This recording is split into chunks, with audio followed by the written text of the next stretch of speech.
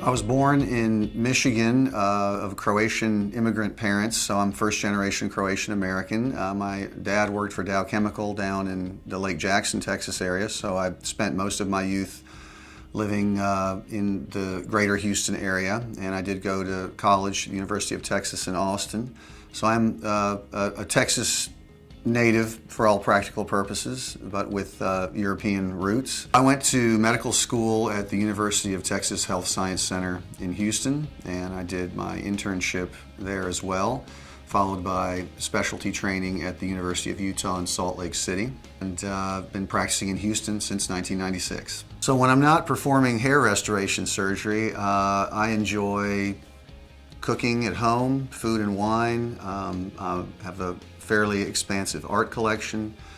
I play piano and guitar to relax and unwind. I have two beautiful daughters, ages 11 and 12, that I spend a lot of time with, obviously. And as I mentioned, I am of Croatian descent, so foreign travel is a big part of my family and my life. I want my children to be acquainted with their ethnic heritage, so we visit Croatia frequently, which is a very beautiful country.